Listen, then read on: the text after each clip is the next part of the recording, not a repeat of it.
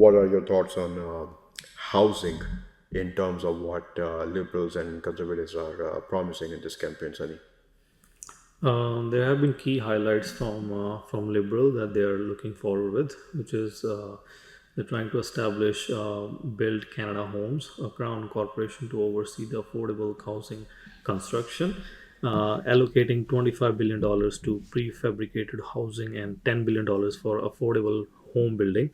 They're aiming to double the annual housing construction rate to nearly around 500,000 units a year.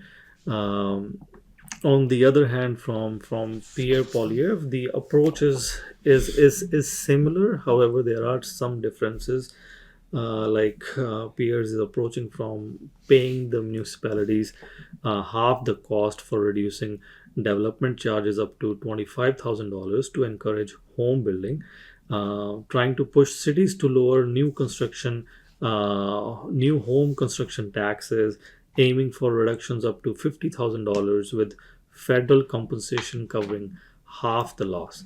On one side, we see a direct compensation or direct subsidies to increase the houses. On the other side, we see trying to cut the bureaucrats or trying to align the municipalities or trying to incentivize the municipalities in a way that they move forward to building more houses or to be in that direction in general terms. What do you think? So let me expand on this a little bit. Let me give some of the inside things that a lot of people might not know about how the housing really works. When the candidates say that they're going to reduce the development charges, or when the candidates say that they're going to fix the housing, it's not just say that they're going to bring the prices of housing down directly. They're going to impose, they're going to hold the hammer onto the builders' heads, and they're going to say, hey, bring the price down from $500 to $200,000. No, that's not how it works.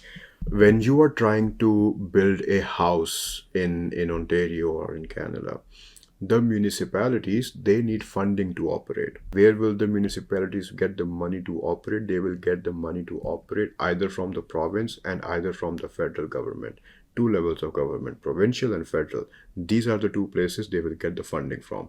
And when they don't get enough funding from either provincial or the federal level, where would they get the funding to operate themselves? They will get funding by increasing your property taxes that they charge for your home.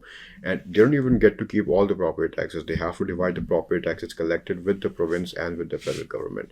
But property taxes is one thing, and the second way they get to get their funding from is through the development charges that they charge the builders. For example, if you are living in a city where the builder has announced that they are going to be bringing in high rises, or they're going to be bringing new construction of single family homes, detached homes, townhouses, or multifamily homes, or condominium corporations. When they build out these homes, the builders they need permits. They need to register themselves with the city. They need to tell the city, hey, we bought this land and this is what we are going to be bringing on this land. This is what our project is. This is what we're creating the housing for. This is who we're creating the housing for. Is it luxury condos? Is it affordable homes? And then they have to apply for permits, zoning bylaws, regulations, and then they have to pay the city for the development, which are known as development charges. What exactly are development charges? Development charges are the fees that the city charges to these builders to maintain the roads, to maintain the highways, to maintain the sewerage system under the housing, to maintain the sewerage system under the condominium building that you're living in, to maintain the lawns, to maintain the trees, to maintain the curbs, to maintain the walkways, to maintain the area where your housing is. Now, you'd like to live in a place which has nice, beautiful greenery, landscape, some beautiful trees maybe. The roads are clean. You don't have potholes on the roads. If there is snow, you want the snow to be cleared. You want the city to go ahead and contract and get the contractors, the snow removal contractors, to come out there and clean the snow for you. That is all through done with the money that they collect from either the development charges from the builders, or they get that done by the money that they get from provincial levels or federal governments. Now, the issue that the leaders are bringing in this campaign is that the municipalities, they are creating a lot of roadblocks for the builders when it comes to development charges. If I am a builder, if I am trying to build a condominium corporation, it's the because of the city's regulations, zoning bylaws, and permit issues and development charges. Rather than getting all this done within a span of 6 months to 8 months or a maximum up to a year, it is taking them almost 2 to 4 years. And for those of you who might not know how these projects are really funded, these condominium corporations, the builders or the developers for building these condominium corporations or these housing projects, they are not able to get the funding as you might be able to get the funding to buy your home, to buy your condo from A lenders, from RBC, from BMO, from the big six lenders, or from the B lenders. They have to go to specialized lenders, to mortgage investment corporations, to investment funds, to outside investment corporations to get the funding from. And these banking, financial lending institutions, they give them a blanket mortgage. Now they don't give them a mortgage right away. They have to supplement the mortgage into certain phases. We will release certain amount of funding in a phase one. Then once that phase one is completed, then we will give you the next phase of funding, then the next phase, and then the next phase. However, every single time they get the funding, they have to pay an interest. They have to pay the interest rate whatever the banking institution is charging them. And since they're getting such a huge volume of money from these institutions, the interest rates, of course, is going to be also huge. And to maintain their profits, since they are private developers, at the end of the day, they have to be profitable in order to stay liquid, in order to be survive in the market, and to deliver the projects that they're delivering. They want to save on the interest rates so that they don't have to pay a lot of interest rates by completing the project as soon as possible. And when the project gets delayed because a permit is not being supplemented by the city on time, because a zoning regulation is taking almost 7 months just for the city to be able to give to the developer, or for a permit to be issued by the city to the developer or to the builder, the builders cannot do anything. They cannot even start building. They can't even start constructing the project until that permit or zoning regulation has been passed and they have been issued the proper certification. And until then, what has to be done? The interest still has to be paid to the financial institution. And when the builder has to pay more to the financial institutions, or if the project costs more to the builder, what will the builder do? They will pass on the cost to the consumer.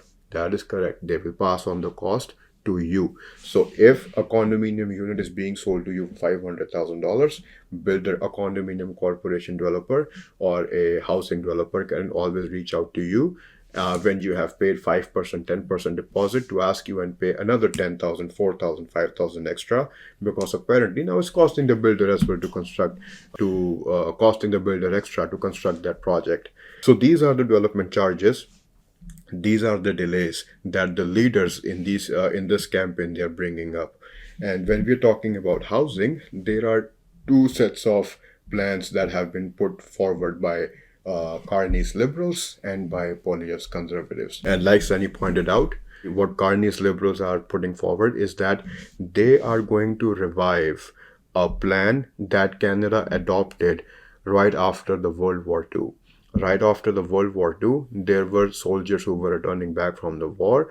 There were already existing population. What ended up happening? There was more people than the housing available. And as a result, Canada came up with a plan to increase the lending from the federal level directly to the builders to start building, to increase the housing start, to jumpstart the housing starts, to create more housing as soon as possible by reducing as much friction as possible. Then again, in 2017, with the accelerator fund that Trudeau came out with, just the same thing that he did. And now we are going into the same thing again with Carney, where he is introducing a plan where he is coming out with a brand new entity, with a brand new crown corporation called BCH, Build Canada Housing. And what Carney is planning is to lend out $25 billion. That's a lot of money. $25 billion to these developers and builders to take a loan from this fund and start building houses. And then under this plan, Carney would also use $1 billion to buy the equity in the corporations that the developers and builders will use, under which they will operate, they will make the project. So for example, if a developer comes out with a company name and he says, under this company name, under this banner, I'm going to create a 50-story condominium building, then he's going to be able to borrow the money from the $25 billion fund to support himself with a low interest rate, or with whatever policies that Carney is going to come out with, and he's going to begin with this project. And with that $1 billion fund, Carney would be able to buy a certain portion of equity in the builder or developers corporation, so that that builder does not go out of business, or government has an interest in that developers corporation, just so that the end consumer is also protected. Now, in comparison to this, what Pierre Poilievre is coming out with is he's going directly against the development charges. He's attacking the municipalities.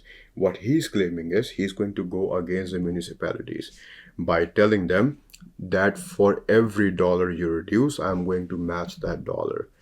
If you are going to cut the development charges by $25,000, I will match that $25,000 with $12,500. 50% match is going to do with that contribution.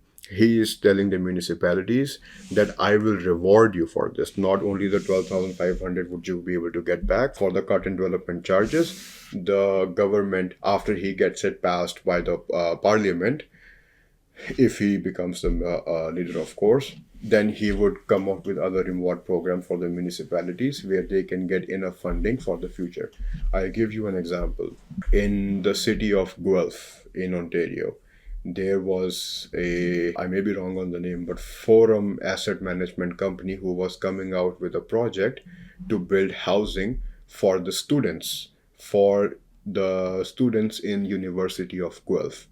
What happened? The city of Guelph levied almost $15 million in development charges against the builder, against the asset management company.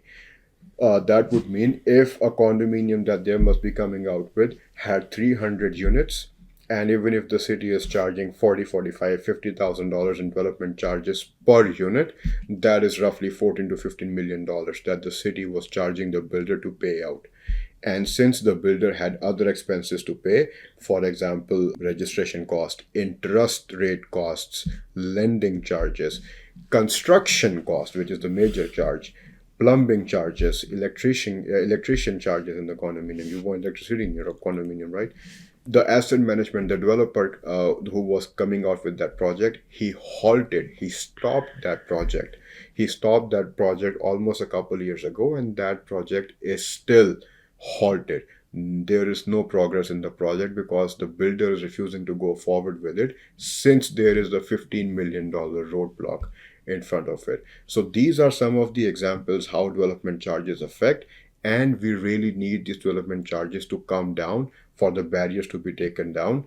And in my opinion, I really believe that Pierre Poilievre's plan, when he's coming out and directly attacking the municipalities on these barriers, that is something we need right now. In terms of Carney's plan in coming out with a entity crown corporation, giving it out a fund of $25 billion, I think that is going to be similar to what we saw in Ontario by Doug Ford when it came to the Greenbelt issue. Now, for those of you who may not be aware what happened in the Greenbelt issue, Niagara area of Ontario has a portion of its area which is designated as Greenbelt, where you cannot construct because that area is designated as conservation. The land is not very solid. The land is not very versatile where you can create housing. And Doug Ford opened up that area for the builders to come in and to start constructing houses. Now, the plan that Doug Ford at that time in 2018 gave out to the population, to the citizens in Ontario, is that that opening up the greenbelt area to builders would be able to get more housing for the people in Ontario to occupy. Instead, what started happening is that very few selected builders were given the opportunity first to invest in those areas, where the Parliament budgetary officer of the province of Ontario came out and gave out a statement that the very narrow selection of builders were given a priority and they were making a profit of almost $8 billion. And similarly, in Carney's plan, that is a downfall that I see, where something like that could be repeated again, that out of the $25 billion fund, which, if you really do a breakdown and calculation of, if that fund were to be distributed all over Canada in all 10 provinces, 100% that fund is not going to be enough. But I think key developers, key builders would be able to take more benefit, even especially large builders, versus the small builders who can come out with 10 houses at a time or 15 houses at a time. So, in my opinion, I think Pierre Poilievre's policy here with the municipalities is really able to help out with the buildings, with the housing a little bit more.